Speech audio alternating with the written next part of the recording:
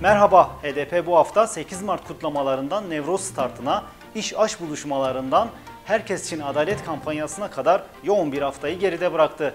Nevroz ateşiyle direnelim, özgürleşelim şiarıyla Nevroz'un startı da Diyarbakır'da yapılan toplantıyla verildi. Nevroz, ligeli Kurdu hamu Kurdistaniyan piroz be. Tüm Kürt halkına ve Kürdistanlılara kutlu olsun. Nevroz tüm bölge halklarına kutlu olsun. Emi agre Nevroz'e görbekin, utecite beşkenin Nevroz piroz be. 2021 Nevroz'unun tüm dünya halklarına barışı, özgürlüğü, kardeşliği ve demokrasiyi getirmesini yürekten temenni ediyorum.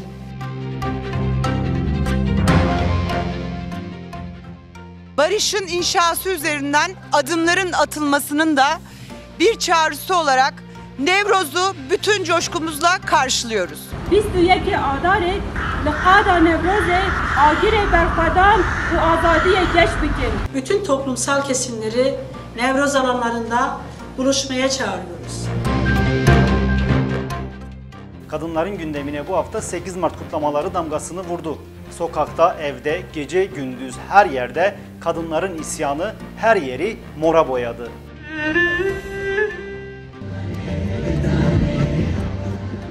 Geri adım atmıyoruz.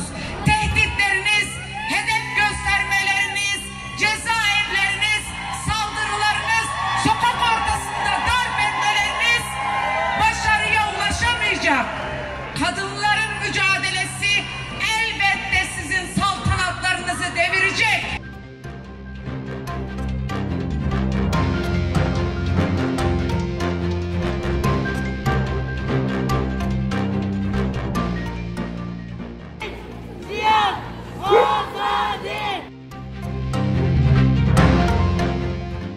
Kadın mücadelesini kadın partisi olan HDP'de birleştirmek, HDP'de buluşturmak, HDP'de yan yana olmak, kadın düşmanı iktidara verilecek en iyi ve en güçlü yanıt olacaktır.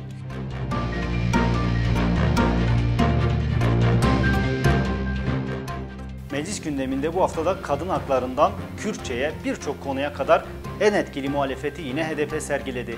Kadın oldukları için öldürüyorlar. Erkek ölümleriyle karşılaştırılacak bir mesele değil. Çünkü bu aslında iktidarın yürüttüğü cinsiyetçi, kadın düşmanı politikaların bir sonucu olarak karşımızda. Berinde Sari Dersim, Nayk Dersim'de Goşev Rameni, Sukuni Türkiye'de, Düvelini Tever'de, Emre Rameni, Vahmet Smari, Selam Hürmet Kemi. Dersim dünyanın ender noktalarından biridir.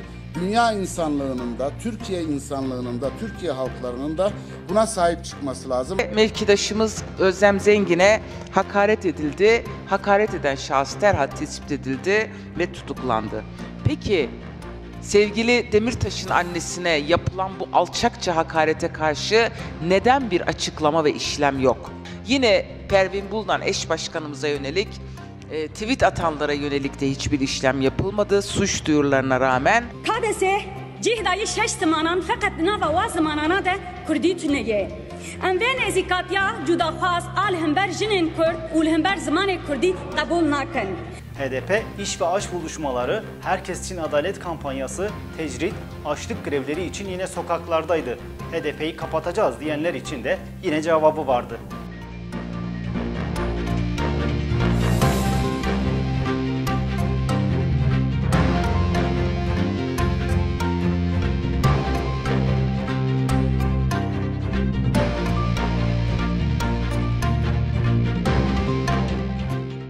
دیوارده اموکی سیاست و سازی سیاستی خازن روشنگیری یا کرد رونقگیری یا کردستانی دویت گوشینه ده و دوله که چالاک به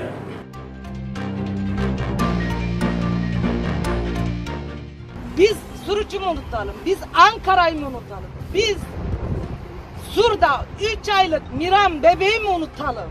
Biz HDP olarak ne yapmak isterlerse istesinler. Biz her şekilde halkımızın içerisinde olmaya, halkımız için mücadele etmeye, doğruları dile getirmeye devam edeceğiz.